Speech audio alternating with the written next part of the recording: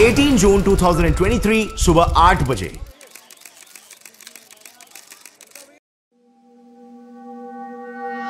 Canada से करीब 600 kilometre east में टाइटन सबमरीन ने अपने 5 पैसेंजर्स के साथ 13,000 फीट मतलब मान लो ऑलमोस्ट 5 बुर्ज खलीफाओं जितना डीप अंडर वाटर एक्सप्लोरेशन के लिए अपना सफर शुरू किया। बट अनफॉर्चुनेटली सफर के कुछ 1 hour 45 मिनट्स बाद ही सबमरीन का सतह से कम्युनिकेशन टूट गया और वो पानी में कहीं पर गुम हो गई। अब इस सबमरीन के साथ ऐसा होना उसके इन्वेंटर के लिए कोई नई बात नहीं थी, क्योंकि ऐसा पहले भी हो चुका था।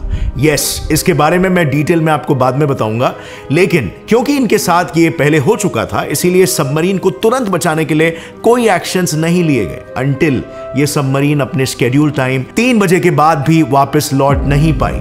इसके बाद उन्होंने प्लेन्स, शिप्स, सबमरीन्स, सबसी रोबोट्स, रिमोट ऑपरेटेड व्हीकल्स सब कुछ लेकर एक सर्च ऑपरेशन शुरू किया और तब जाकर यह पता चला कि यह सबमरीन हाई प्रेशर की वजह से कैटास्ट्रोफिक इंप्लोजन यानी क्रश हो गई है। बट फ्रेंड्स, यहां पर ताजुब की बात तो यह है कि पिछले 10 सालों में इस सबमरीन ने 200 से भी ज्यादा डीप सी डाइव्स और 14 सक्सेसफुल एक्सपेडिशंस किए थे। इनफैक्ट इसने 12 बार टाइटैनिक के पास जाकर अपनी काबिलियत को भी प्रूव किया था। तो इस बार ऐसा क्या गलत हो गया कि वो इंप्लोड हो गई? वेल, इसके पीछे का रीजन बहुत ही इंटरेस्टिंग है और उसकी कहानी शुरू होती है साल 2009 में, जब ओशन गेट कंपनी एस्टैब्लिश हुई थी। इसका मेन ऑब्जेक्टिव था इलॉन मस्क के स्पेस टूरिज्म की तरह अंडर वाटर टूरिज्म को बढ़ावा देना, जिसके लिए वो 5 सीटर कमर्शियल सबमरीन्स बनाने लगे और 2010 में ही उनकी पहली सबमरीन एंटीपोड लॉन्च हुई। देखते ही देखते 2013 तक एंटीपोड ने 130 सक्सेसफुल अंडर वाटर डाइव्स लगाए और इस सक्सेस को देखकर उन्होंने और 2 सबमरीन्स साइक्लोप्स 1 और टाइटन को लॉन्च किया। टाइटन बेसिकली एक सबमर्सिबल है, मतलब जहां सबमरीन्स इंडिपेंडेंटली ओशन के बॉटम तक जाके सरफेस पर वापस आ सकते हैं, वहीं सबमर्सिबल्स को लॉन्च और रिकवर करने के लिए दूसरे शिप की जरूरत होती है और अगर उसका शिप के साथ कम्युनिकेशन ही टूट गया तो उसे ढूंढना मुश्किल हो जाता है। अब शुरुआत के कुछ दिनों में तो द बहामास, सैन जुआन ऐसे आर्किपेलागोस यानी कि चेन ऑफ आइलैंड के एरियाज में ये अंडर वाटर डाइव्स करें, लेकिन उनका मेन मकसद था टाइटैनिक को अभी के प्रेजेंट हालत में लोगों को दिखाना, क्योंकि एक बहुत ही बड़ा बिजनेस बन सकता था और इस प्रोजेक्ट को उन्हें जल्द से जल्द स्टार्ट करना था, क्योंकि साइंटिस्टों के हिसाब से 2030 तक टाइटैनिक का ऑलमोस्ट पूरा मलबा अंडर वाटर करंट और बैक्टीरियल डीके की वजह से गायब हो जाएगा। और इसीलिए 2017 में ओशन गेट ने टाइटैनिक एक्सपेडिशन प्लान किया और पहली विजिट शेड्यूल हुई, जिसके एक टूरिस्ट सीट की प्राइस थी 86,20,578। Yes, that's the figure. But take another shot, ये तो शुरुआत की प्राइस थी। जब जुलाई 2021 में इसका पहला एक्सपेडिशन लॉन्च हुआ तब प्राइस सीधा 2.5 टाइम्स बढ़कर 2 करोड़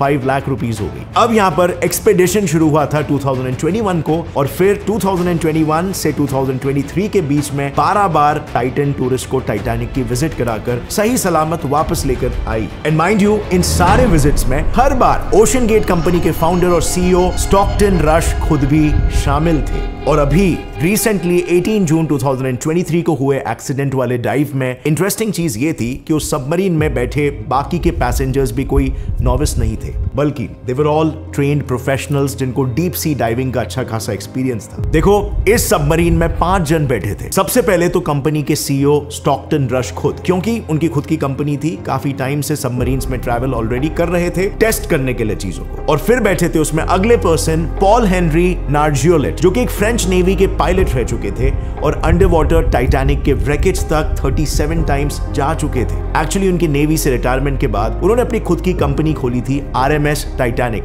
जो टाइटैनिक से आर्टिफैक्ट्स को रिट्रीव करके प्रिजर्व करती थी ताकि उस पर स्टडीज किया जा सके। अब यहाँ पर कैन यू इमेजिन कितने आर्टिफैक्ट्स उन्होंने टाइटैनिक से वापस जमीन पर लाए होंगे? 5000। और इसीलिए उन्हें सबमरीन्स और अंडर वाटर के बारे में एक अच्छा खासा नॉलेज था। फिर थर्ड पैसेंजर जो थे वो थे हैमिश हार्डिंग। इनके नाम 2 वर्ल्ड रिकॉर्ड्स हैं, जिसमें से एक मरियाना ट्रेंच, ओशन का सबसे डीपेस्ट पॉइंट जो है उसमें ज्यादा देर तक एक सबमरीन में रहने का वर्ल्ड रिकॉर्ड है। सो अगेन इनको भी इस फील्ड का एक अच्छा खासा प्रैक्टिकल एक्सपीरियंस था। और 4th एंड 5th पैसेंजर थे एक पाकिस्तानी बिजनेसमैन शहजादा दाऊद और उनके बेटे सुलेमान, जिनके लिए ये फर्स्ट टाइम एक्सपीरियंस था। सो 18 जून 2023 को वो ट्रैवलर्स टाइटैनिक को एक्सप्लोर करने के अपने सपने को पूरा करने के लिए निकल पड़े। द प्लान वो सिंपल, टाइटन सबमरीन में बैठकर 12 PM को टाइटैनिक डी ब्रीज जो कि 12,500 फीट डीप है उसके पास जाना, उसे 1 से 1.5 घंटे एक्सप्लोर करना, ऑब्जर्व करना, 7 PM तक वापस से सतह पर आ जाना। लेकिन the things didn't turn out to be expected over here. Nothing went according to the plan, क्योंकि जैसे ही सबमरीन को उसके कैरियर शिप से नीचे डाइव के लिए छोड़ा गया, तभी ही अनफॉर्चुनेटली उसका अपने कैरियर शिप से कम्युनिकेशन टूट गया। पर कम्युनिकेशन टूटने के बावजूद भी किसी ने इस पर ध्यान नहीं दिया until वो सबमरीन अपने स्केड्यूल टाइम पर वापस से ऊपर नहीं आई। अब ध्यान क्यों नहीं दिया गया, इसके पीछे का रीजन एक्चुअली में काफी इंटरेस्टिंग है, क्योंकि ऐसा इस टाइटन सबमरीन के साथ पहले भी हो चुका था एंड उन्हें एक तरह से इसकी आदत थी। अब इसके बारे में डिटेल में बस थोड़ी ही देर में हम बात करेंगे, लेकिन जैसे ही खबर कैरियर शिप में बैठे हुए क्रू को मिली, उन्होंने तुरंत यूएस कोस्ट गार्ड को इसके बारे में एक अलर्ट भेज दिया। पूरी रात सर्च ऑपरेशन करने के बावजूद भी उनके हाथ कुछ नहीं लगा और इसीलिए अगले दिन एक कैनेडियन प्लेन की मदद से इस सर्च ऑपरेशन को दोबारा से शुरू किया गया, जिसके लिए उस प्लेन ने सोनर बॉयस यानी कि अंडर वाटर माइक्रोफोन्स को ओशन में ड्रॉप किया, क्योंकि उससे अंडर वाटर प्रेजेंट ऑब्जेक्ट्स का लोकेशन मालूम पड़ जाता। लेकिन अनफॉर्चुनेटली उससे भी कोई खबर नहीं मिली और सभी सबमरीन की लोकेशन को लेकर क्लूलेस थे। यह इवेंट बहुत ही जल्द एक ग्लोबल प्रॉब्लम बन गया एंड आई रिपीट, ये सब कुछ शायद अवॉइड हो पाता अगर ओशन गेट कंपनी के स्टाफ ने सबमरीन के कैरियर शिप के साथ कांटेक्ट नहीं तोड़ने दिया होता, या फिर इवन मे बी कांटेक्ट टूटते ही सही डिसीजंस लिए होते। इनफैक्ट हाल ही में दुनिया ने ऐसे कई सारे नियर डेथ एक्सपीरियंसेस देखे हैं, like Covid, Russia Ukraine war, Odisha train accident, जिसमें सही समय पर सही डिसीजंस ना लेने की वजह से काफी सारे लोगों की जानें चली गई। मिसाल के तौर पर कोविड को ही ले लो, जिसको दुनिया के गवर्नमेंट्स ने, स्पेशली चाइनीज गवर्नमेंट्स ने नॉर्मल फ्लू बताकर नजरअंदाज कर दिया था और सही समय पर एक्शंस ना लेने की वजह से 2020 में ही पूरे दुनिया में 3.3 मिलियन से भी ज्यादा लोगों की जानें चली गई। इसी दौरान ग्लोबली हजारों लाखों बच्चे रातों रात अनाथ हो गए। अब एक फैक्ट तो यह है कि इन आपदाओं पर किसी का कंट्रोल नहीं होता, लेकिन नुकसान को कम जरूर किया जा सकता है टर्म इंश्योरेंस के साथ, जो कि आपके बाद आपकी फैमिली को प्रोटेक्ट करे, और इसी के लिए सबसे बेस्ट ऑप्शन है पॉलिसी बाजार। अब यूजुअली टर्म इंश्योरेंस के मामले में ना लोग थोड़ा इससे दूर रहते हैं, क्योंकि ऑफलाइन इंश्योरेंस एजेंट्स अक्सर उन्हें बेवकूफ बनाकर उनसे पैसे ऐंठते हैं, बट नॉट एनीमोर, क्योंकि पॉलिसी बाजार ऑनलाइन फोन लाइंस के जरिए इस पॉसिबिलिटी को भी एलिमिनेट करता है, क्योंकि यहाँ पर हर एक कॉल रिकॉर्ड होता है और इसीलिए किसी का आपको बेवकूफ बनाने का यहाँ पर सवाल ही नहीं उठता। प्लस इस ऑनलाइन प्रोसेस का एक और एक एडेड बेनिफिट है 10% डिस्काउंट, जो आपको बाकी के ऑफलाइन पॉलिसीज में नहीं मिलता। इसमें और भी कई सारे एक्साइटिंग फीचर्स है, जैसे कि 24/7 क्लेम असिस्टेंस और tax benefit under section 80C। अब जिन्हें नहीं पता उन्हें बता दूं कि सेक्शन 80C के अनुसार टर्म इंश्योरेंस खरीदना ये उन कुछ चुनिंदा इन्वेस्टमेंट्स में आता है जिनमें से आपको 1.5 लाख तक के टैक्स एग्जेम्पशंस मिलते हैं। सो सही समय पर सही प्लानिंग करिए और अभी एक्शन लीजिए। तुरंत जाकर नीचे डिस्क्रिप्शन लिंक पर क्लिक करें और पॉलिसी बाजार पर रजिस्टर कर लो। Link is in the description. And now let's move on to the topic. So चलो समझते हैं कि टाइटन में ऐसे क्या मेजर फ्लॉज थे जिस वजह से हादसा हुआ। तो देखो, सबसे पहले तो टाइटन कोई नॉर्मल एक्सप्लोरेशन सबमरीन नहीं बल्कि एक एक्सपेरिमेंटल सबमरीन थी, यानी कि आप इसे फर्स्ट टेस्ट मॉडल भी कह सकते हो। अब क्योंकि इसे बनाया ही एक्सपेरिमेंटेशन के लिए गया था, इसीलिए इसके फाउंडर ने इसके शेप को भी नॉर्मल स्फेरिकल से चेंज कर दिया था into cylindrical shape, and the reason was mostly because of business. उन्होंने मे भी सोचा कि स्फेरिकल सबमरीन में सिर्फ 2 ही लोग बैठ सकते हैं, तो एक ऐसा डिजाइन बनाना चाहिए जिसमें एक ही टाइम पर ज्यादा लोगों को ले जाया जा सके, और इसीलिए उन्होंने सिलेंड्रिकल शेप की सबमरीन बनाई। पर सबमरीन के डिजाइन को चेंज करना ही टाइटन के फाउंडर की सबसे बड़ी भूल साबित हुई, क्योंकि सबमरीन को स्फेरिकल इसीलिए बनाया जाता है सो दैट उसके हर साइड पर वाटर प्रेशर इक्वल हो और उसके क्रश होने के चांसेस कम हो जाए। और इन्होंने ऐसा शेप बना दिया जिस पर प्रेशर अनइक्वली डिस्ट्रीब्यूट होता है। प्लस कैबिन स्पेस बढ़ाने से सबमरीन के सेंटर में ज्यादा प्रेशर लगता है, जिससे उसके बीच से टूटने के चांसेस ज्यादा हो जाते हैं। ऑल्सो डिजाइन कॉम्प्रोमाइजेस के साथ साथ इन्होंने मटेरियल के साथ भी छेड़खानी की। यूजुअली सबमरीन्स को टाइटेनियम से बनाया जाता है, क्योंकि टाइटेनियम हार्डेस्ट मेटल है और वो डीप सी के इंटेंस प्रेशर को झेल सकता है। पर टाइटन में बस नाम का ही टाइटेनियम इस्तेमाल किया गया था। बाकी पूरी सबमरीन को एक ऐसे मटेरियल से बनाया गया था जो हाई प्रेशर में आराम से ब्रेक हो सकता है, carbon fibre. Carbon fiber is a great material. It's better than titanium. It's better than a lot of other materials.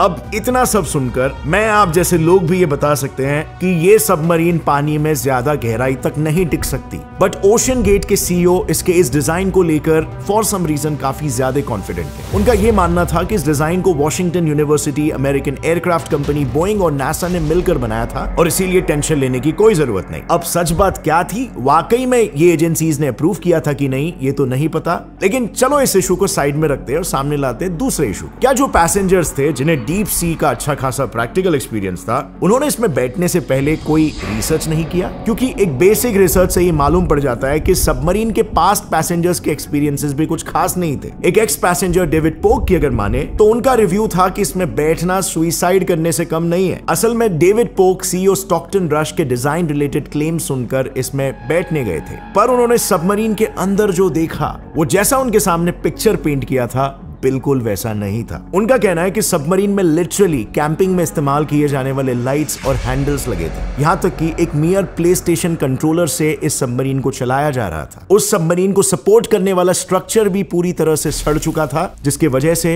उनका कहना था कि सबमरीन कभी भी टूट सकती थी। इन्हीं रीजंस की वजह से उन्होंने देखा कि पूरे डाइव के दौरान सबमरीन में कोई ना कोई प्रॉब्लम आ रही थी, जिसमें से सबसे मेन थी कम्युनिकेशन फेलियर। उनके डाइव के दौरान करीब 5 घंटों के सबमरीन का अपने कंट्रोल रूम से कम्युनिकेशन टूट गया था, बिल्कुल वैसे ही जैसे करंट इंसिडेंट में हुआ। पर उनके केस में वो लकी थे कि किसी तरह कम्युनिकेशन रीएस्टैब्लिश हो गया और वो अपनी कहानी सुनाने के लिए आज जिंदा बच गए। और इसीलिए मैंने आपको पहले कहा था कि ओशन गेट स्टाफ के साथ ये पहले भी हो चुका था। पर इससे भी ज्यादा डरावना एक्सपीरियंस था उसके दूसरे एक्स पैसेंजर आर्थर लोबेल का। उनके ट्रिप के दौरान तो लिटरली सबमरीन का एक पार्ट ही डिटैच हो गया। अब ऐसे में आप ही बताओ, कोई भी इंसान क्या करेगा? डाइव कैंसिल करेगा, राइट? लेकिन आर्थर का कहना है कि ओशन गेट के सीईओ ने इस पार्ट को नायलॉन स्ट्रैप से बांधकर रीअटैच करके डाइव को कंटिन्यू करा दिया। So definitely company as a whole security और सेफ्टी को इतना इंपॉर्टेंस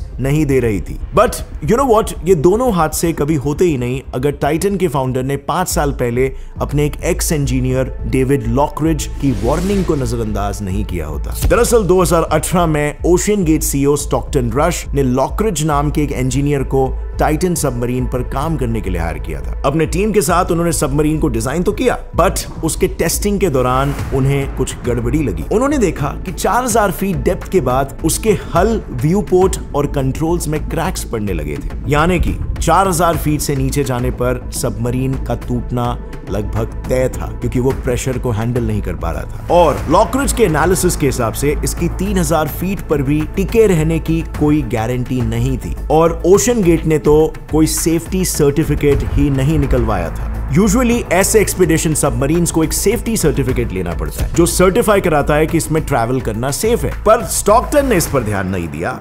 डेविड लॉकरिज का कहना है कि इन चीजों को लेकर उन्होंने स्टॉकटन को वार्न भी किया, पर बजाय इसके कि वो इसका कोई सोल्यूशन निकाले, रश ने लॉकरिज को ही कंपनी से फायर कर दिया। एंड जब उन्हें सेफ्टी सर्टिफिकेट पर क्वेश्चन किया गया तो उनका कहना होता कि ऐसे अप्रूवल प्रोसेस रैपिड इनोवेशन के रास्ते का सबसे बड़ा कांटा होते हैं। रश के हिसाब से अंडरसी क्राफ्ट्स के लॉज नीडलेसली इनोवेशन के ऊपर पैसेंजर सेफ्टी को प्रायोरिटाइज करते हैं, और इसीलिए उन्होंने सर्टिफिकेशन ना लेते हुए सिर्फ एक प्रोटोकॉल ऐड कर दिया, जिसमें इसमें बैठने वाले सभी लोगों को एक डॉक्यूमेंट पर साइन करके ये एक्नॉलेज करना पड़ता है कि ये सबमरीन किसी भी रेगुलेटर से अप्रूव नहीं है। इनफैक्ट दुनिया में सिर्फ 10 ऐसे सबमरीन्स हैं जो कि 13000 फीट तक जा सकते हैं, जहां पर टाइटैनिक है, और जिसमें टाइटन का नाम ऑफ कोर्स कहीं पर भी नहीं है, क्योंकि उसके पास सर्टिफिकेट ही नहीं है। सबसे पहले तो सब स्टैंडर्ड क्वालिटी से सबमरीन बनाना, उसके प्रीवियस पैसेंजर्स के नेगेटिव एक्सपीरियंसेस पर ध्यान नहीं देना, उस पर काम कर चुके इंजीनियर्स की एक्सीडेंट रिलेटेड वार्निंग्स को नजरअंदाज करना, एंड लास्टली बिना किसी सेफ्टी सर्टिफिकेशन के ट्रैवल करना। काफी अनयूजुअल बात है कि इतने सारे साइंस को इग्नोर करके कंपनी के फाउंडर और पैसेंजर्स ने इसमें ट्रैवल किया। लेकिन अब सवाल आता है कि दुर्घटना आखिर घटी ही कैसे।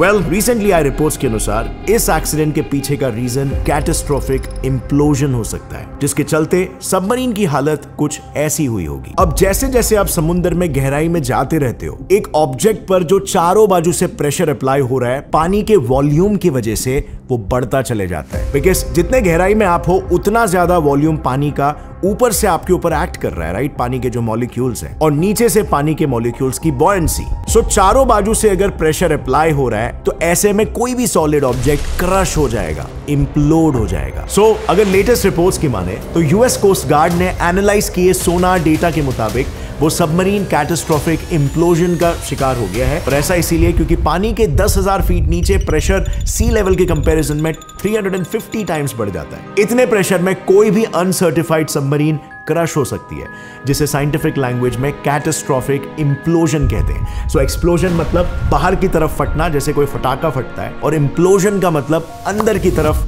फटना, यानी क्रश हो जाना। उसमें मौजूद लोग किसी पेपर कप की ही तरह पलक झपकाते ही क्रश हो गए होंगे। I know this is very unfortunate event, जिसमें सभी लोग ओशन गेट कंपनी को ही ब्लेम कर रहे हैं। मेरा भी ये मानना है कि कंपनी ने जेन्युइनली काफी ज्यादा सेफ्टी को लेकर लापरवाही रखी, और शायद अगर स्टाफ ने कम्युनिकेशन टूटते ही इमीडिएटली एक्शंस लिए होते तो आज ये दुर्घटना नहीं घटी होती। वैसे डिड यू नो, हाल ही में इंडिया ने गूगल पर 1200 करोड़ का फाइन मारा था, जिसके बाद गूगल ने अपने स्मार्टफोन्स में काफी बड़े चेंजेस लाए थे। अगर आपको इसके बारे में डिटेल में जानना है तो यहां पर क्लिक करके आप उस वीडियो को देखना, बहुत ही इंटरेस्टिंग केस है और इंडिया के खातिर आपको ये पता होना चाहिए। और आप फ्रेंड्स, डिस्क्रिप्शन में दिए गए पॉलिसी बाजार वेबसाइट के लिंक पर जाकर रजिस्टर कर लेना, सही टाइम पे सही प्लानिंग कर लीजिए। See you next time, as always stay curious, keep learning and keep growing. जय हिंद।